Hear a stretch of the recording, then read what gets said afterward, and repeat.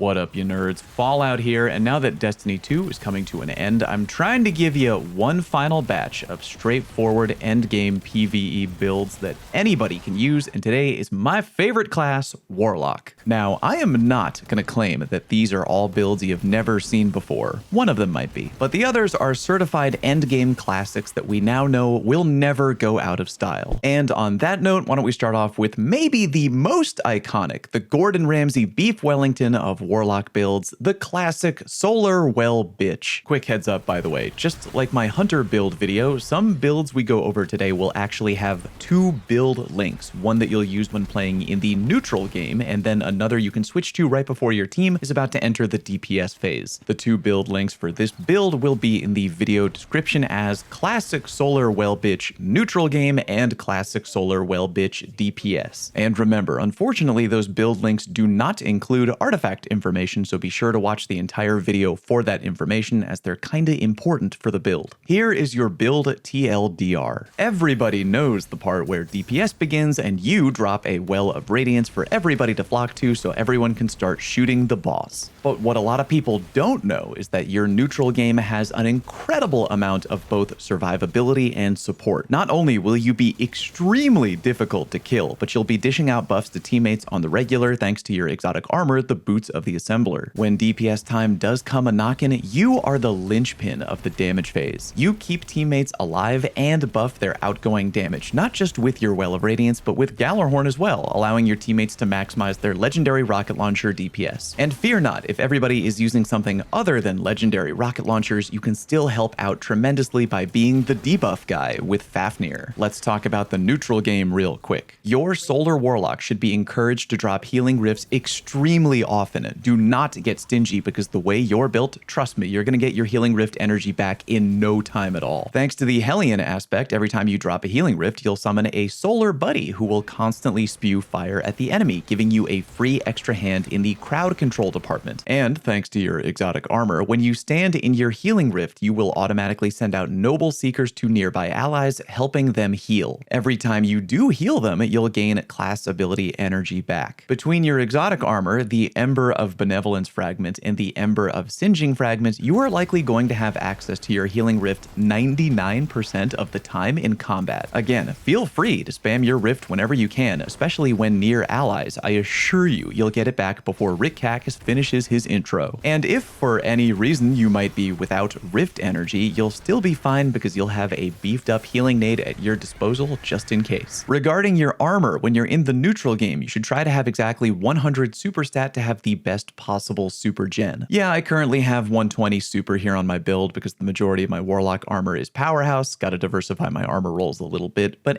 it's not the end of the world. The rest of your armor stats feel free to dump into weapons. Why don't we talk about our artifact real quick, which is going to be the Implement of Curiosity, which gives us a lot of really fun things to play around with. Elemental Benevolence is there just to really make sure that we truly never run out of healing rift energy. But the combo I really like is Fever and Chill and Radiant Shrapnel. Provided you have a solar weapon on your build that you're confident in getting rapid precision hits with, then you basically have the ability to just be radiant all the time. And when you're radiant, Radiant Shrapnel lets us have a lot of fun in the form of filling the room with random solar projectiles when we defeat scorched enemies. In close quarters, this can really get out of control in the best possible way. Fire just absolutely all over the room. To activate Fever and Chill, I really like using my Yeartide Apex SMG, but use whatever solar weapon you feel comfortable with. On the subject of weapons, again, if your team is using legendary rocket launchers for DPS, you can happily volunteer to be the team Gallarhorn guy, but if everyone is using linear fusion rifles or exotic rocket launchers like Truth,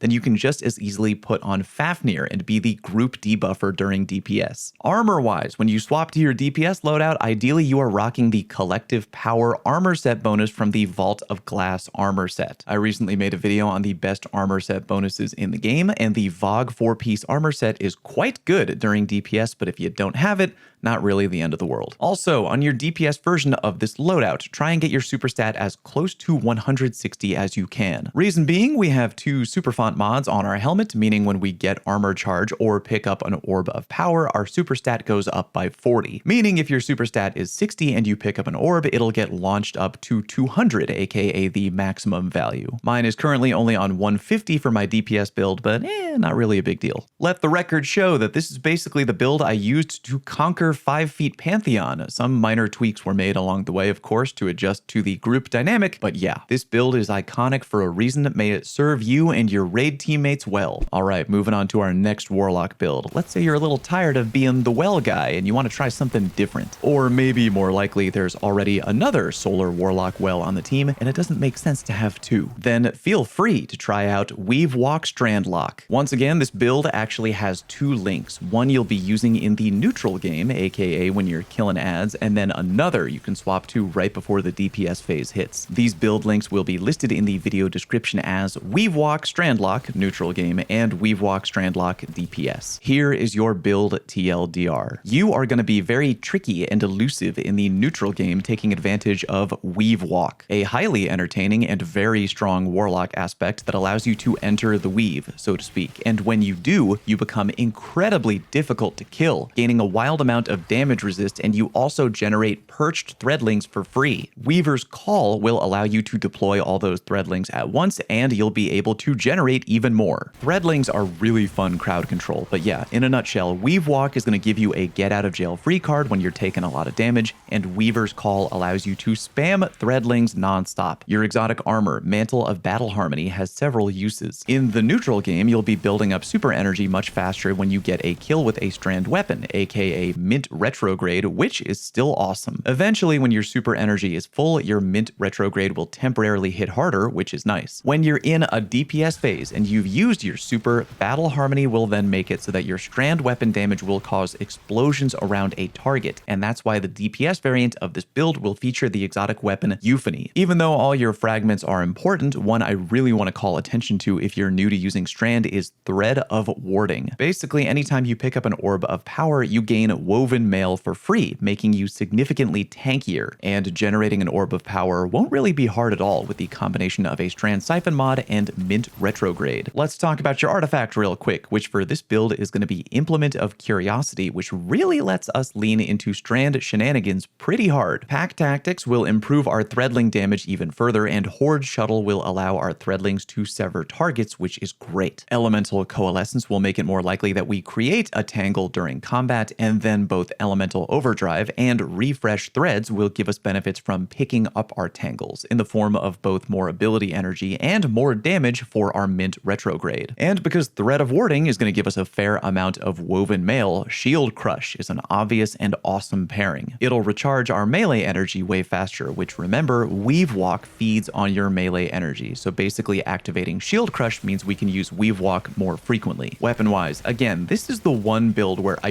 really hard recommend you use Mint Retrograde while you're in the neutral game, and then our DPS build variant will feature Euphony. 2 really great Strand weapons, kinda integral to the build. Outside of that though, feel free to use whatever the heck you want. I've been doing kind of a double special thing lately on the recommendation of a friend in the neutral game featuring Mint and Dead Messenger, and that's been a lot of fun. Again, remember when DPS time comes, swap to the DPS variant of this loadout. Be sure you have Threadling saved up, pop your super on the boss, then follow up with Euphony spam. An effective and very unique build. Hope you enjoy. Alright, our final Warlock build of the day is another classic that has been around for 2 years, give or take, and is fun as hell in literally any PvE activity at all. The classic Warlock Buddy build. Unlike the other 2 builds, this will not feature a neutral game variant and a DPS variant, just one size fits all, fuck it we ball type Warlock build going on here. Here is your build TLDR. When you enter combat, you will hold down the grenade button and consume your grenade rather than throwing it, thanks to your exotic class armor, the Getaway Artist. Doing this will result in 2 things happening. 1, you will have an Arc Soul buddy who will automatically fire at any and every enemy in front of you, and 2, you will deploy a stasis turret thanks to the Bleak Watcher aspect. Wherever you were standing when you ate your nade,